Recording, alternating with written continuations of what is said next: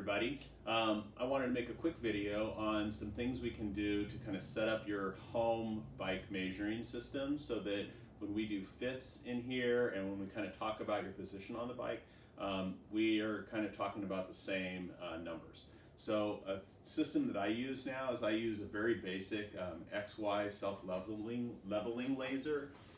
You don't need to buy the fancy ones that I use in here in the studio. You can totally just buy some stuff off of Amazon on the cheaper side.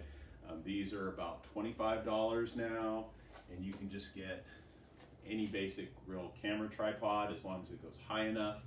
This doesn't actually go high enough, so that's why this is another one I use, but something pretty basic like that. You don't need very much.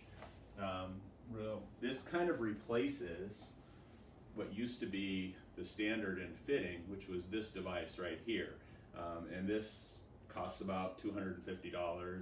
It's made by a specialty manufacturer. It's fantastic for setting up multitudes of bikes on team bikes and things like that, and quick setups. But anyway, this is not what you need. You just need this, and it's really simple, and I'll show you why. So the most important thing to remember is to set up your laser to where the vertical line is going right through this bottom bracket. And you can even see, just from moving around a little bit, it kind of got a little off, but you're gonna see that vertical line of the laser is going right through the bottom bracket right there, and then it's coming up. So this is the most important one to set up, and you'll see it kind of creates a cross right there. So you wanna make sure you get a cross leveling laser, not just one with the one line. You wanna make sure they have two lines and they generate this cross. So the first one is to do that, and then the second horizontal line is we look at our saddle and we look at basically where we sit on that. So for these saddles are fairly flat, so I get it to where I can just see the laser line on the saddle. That kind of accommodates for a little bit of squish right there, pretty realistic. Something to think about is saddles are a little different, so and where you sit on them can be important. So in other words, if I'm thinking about somebody on one of these, I'm going to be thinking about measuring, putting that horizontal line right here on this little dip in the saddle right there. So you kind of have to think about, where does the rider sit and where do I sit, right? If you're measuring these at home, that's the most important thing, because that's what I think about in here. Okay, so what we're going to create with that is we're going to have this horizontal line across the top of the saddle right here. We're going to have this vertical line that bisects the bottom bracket. You may have to do this on the left side of the bike, especially with road type of cranksets. They don't really have a bolt on the right side a lot of times on the crank side. So you're going to need to do these measurements from the left side, where there almost always is some kind of bolt or thing that's a little easier to center that line. Okay, well, what we're going to do is that will create this cross, and I'm going to shut off the lights in a minute and we can kind of see that cross a little better. But by having this cross right here, you're going to be able to take some very clear measurements of what's going on your bike. So you're going to be able to go from the exact center of the bottom bracket right there, and you're going to see a number right there for here, and that's going to be your height. That's going to be your X height. Then you're going to be able to, because this is nice and level, you're going to be able to measure back and measure the offset from the nose of the saddle going back. Something to think about here is different saddles have different lengths. So a saddle like this is probably 265, 270 millimeters. One of the really popular Specialized Powers now is about 245, 240 millimeters. And some of the classic saddles over here are 285. So you kind of need to think about that and add that into maybe your comments or the discussions. But you can always kind of get this nice number out here, this cross in space. And this is what's going to really help, is to be able to think about how far back that saddle needs to go and how far down it needs to go. Now, by having this place in space right here, we can also get some other measurements. We can get a distance to the bars, and this can be whatever really works for you. So on a mountain bike, I would think more about the tip of the grips, or like the center of the grip.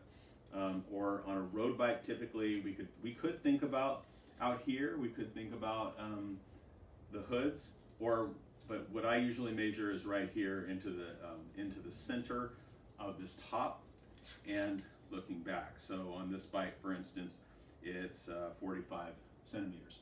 So we kind of have this nice number, and we're not kind of guessing as to, well, my the end of my saddle was here, and this is here. A lot of things can change, and especially on different bikes nowadays, with the angles, with this angle and with this angle, with the head angle and the seat angle, a lot of things can kind of change there.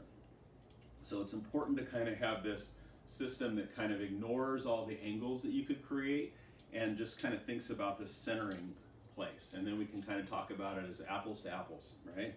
Another thing you can find with this, and this is one of the really important ones, is because this is level right here, and because it's a self-leveling laser, you can get a drop number over here. So for this setup right now, this is 11 centimeters of drop to the tops of the handlebars. It's pretty aggressive, but again, well, my sizing bike. So yeah, so you can think about that, and you can have a conversation with yourself, and this can really help, especially if you're playing around with different stems and things like that, and you're thinking, well, I'm going to do a little more rise, but I'm going to go a little more out, or I'm going to go a little shorter. And you can actually figure out where that point in space is, and all relating to this cross over here. Okay, I'm going to shut the lights out for 1 second.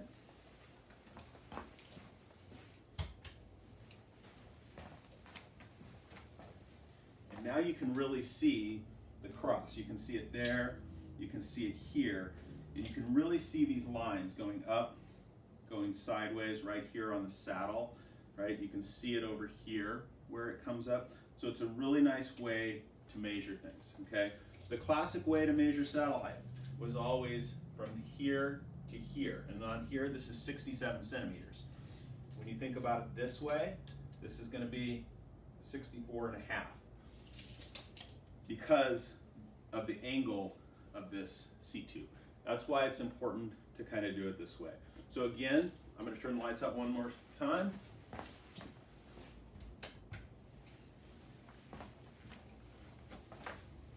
So yeah, I'll try and drop a couple links to a couple cheap products that I find on Amazon, some things that I've used in the past. You don't need to, again, you don't need to use the really nice equipment that I would use in here in the studio every day with people, because you're really setting it up for yourself one time, and you can take an extra 10 minutes to do it however it works for you.